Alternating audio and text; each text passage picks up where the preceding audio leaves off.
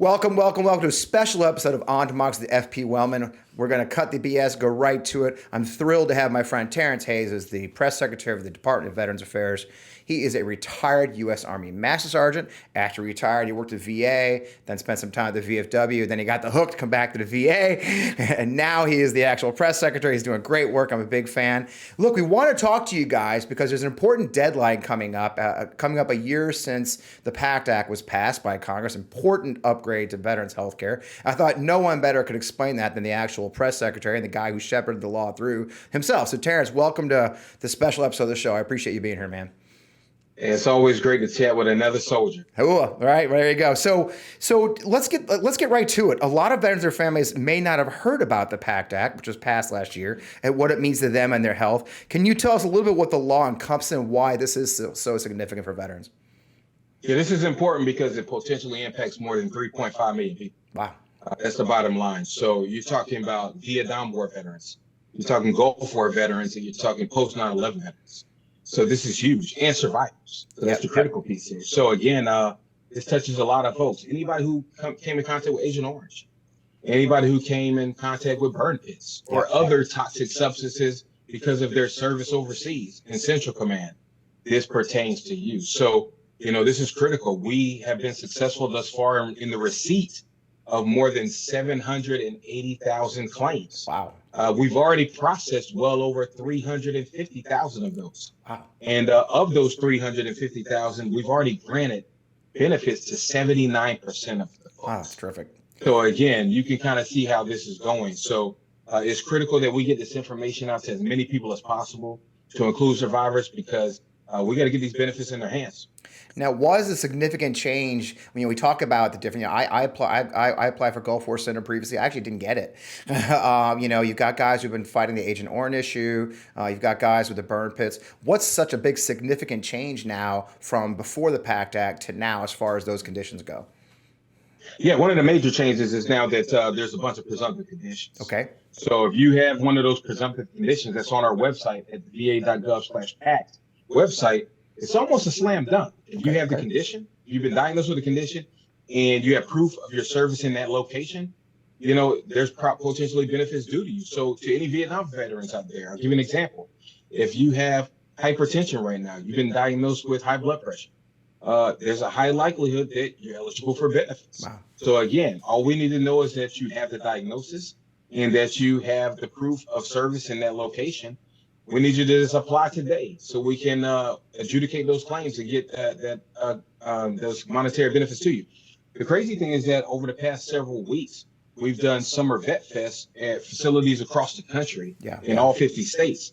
And we've been able to process claims on site, which is kind of unheard of. So again, if there's any veterans out there right now, this is a real thing, and we're really making an impact. We've already been able to deliver more than $1.4 billion worth of earned benefits, and we're just touching the surface. So this is critical. That's fantastic. And what's now? I understand there's a deadline. August 9th is coming up. The law was passed on August 10th. I know you've been urging. I was in Washington D.C. to meet with you guys for that very reason. What's significant about this next week and a half as far as deadlines go, and the opportunity for veterans if they file in this next week?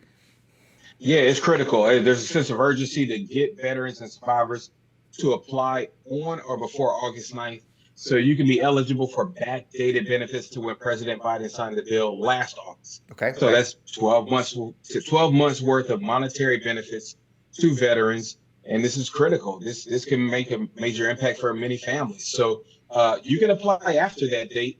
Pact Act's not going anywhere.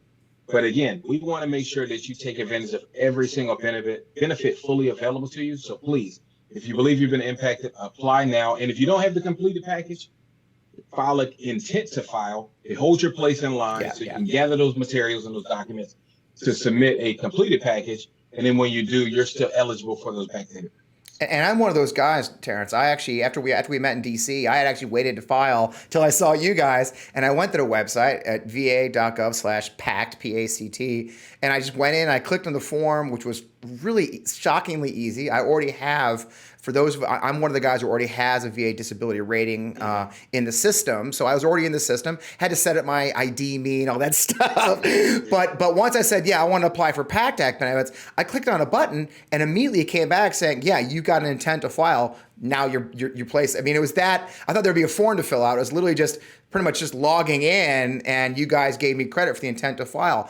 And so I tell my fellow veterans this because I'm one of the guys that I was in Gulf War. I was in the Gulf War, so Gulf War syndrome. I'm being tracked by that long medical Millennium cohort study because we got spammed by all that gas. And then I've also served 3 Iraq tours. I was exposed to the sulfur mine fire in northern Iraq. So I've got a lot of these exposures personally. So I'm kind of walking through the system myself, and it's a lot easier. And one other thing I did discover that I thought was really interesting, and I'm embarrassed to say I didn't know about it, is that you can now file an upgrade to your previous disability rating right online as well. As one of the options on the form was, is this a new filing or an upgrade to a previous filing? You guys just changed that, right? Because you couldn't do that online before, could you, Terrence?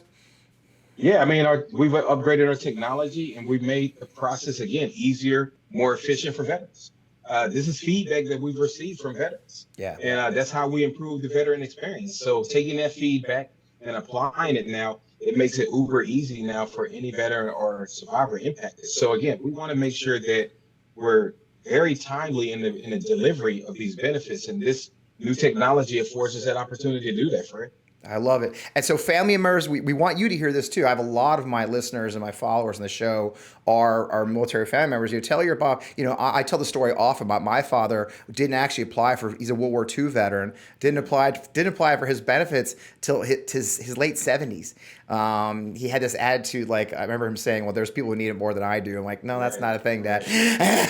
So especially if you've got an older veteran, your family member, we urge you to reach out to them and say, hey, are you aware of this Pact Act? They served in Vietnam. If a lot of Desert Storm veterans are older than me and old, and I was a baby at Desert Storm, so like 25. So what do you know? So there's really a lot of veterans who have family members who are watching here, the Midas Touch, who really need this information. What else should we know, and where do they go, Terrence? Yeah, stop everything you're doing. Go to va.gov/PACT, PACT.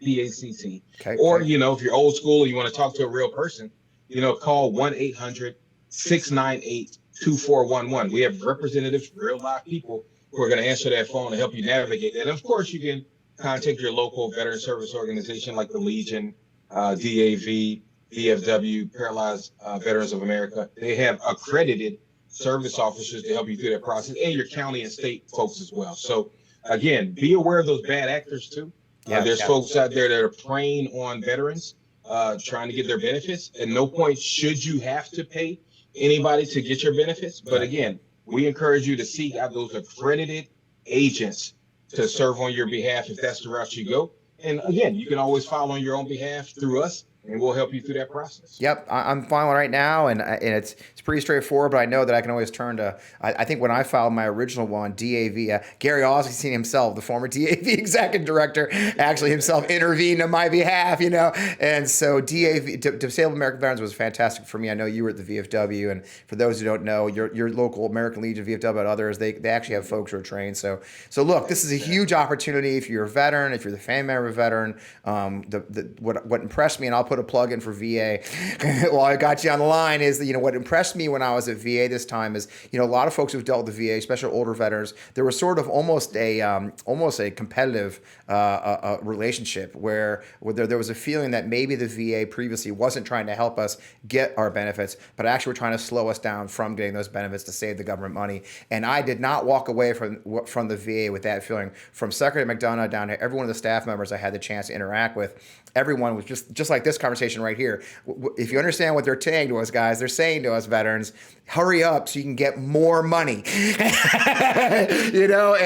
Fred, I'll take it a step further, man. When this Pact Act was initiated, actually it was supposed to be phased-in approach. Right. Many of these presumptive conditions were going to be phased in over years. Yeah. So the president said, no, why are we doing that? Secretary McDonough said, let's do it. Let's go ahead full steam ahead. Now, that may have raised some challenges for VA, but we were preparing for that. Yeah.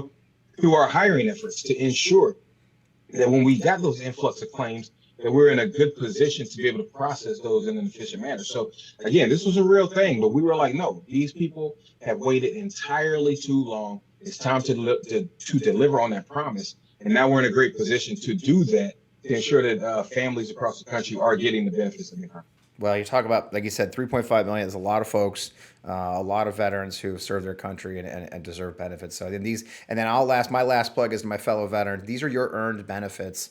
This isn't a giveaway. This isn't government handout. This is part of the deal you sign when you put your name on that piece of paper and gave your life. You don't have to, oh, by the way, don't forget, you didn't necessarily have to be in combat to qualify for VA. You don't have to be a combat veteran. You don't have to be, if you haven't served in Vietnam, but you were in Germany, you still qualify. And you may qualify for benefits based on toxic exposures from your service to the country. So, well, Terrence, I really appreciate your time. I want to make this quick so people see it. I can't thank you enough for joining us. I know you're a busy man in DC, and we're going to try and get the word out as much as we can. Appreciate you, my brother. Anytime. As always. Thanks, brother. Cheers.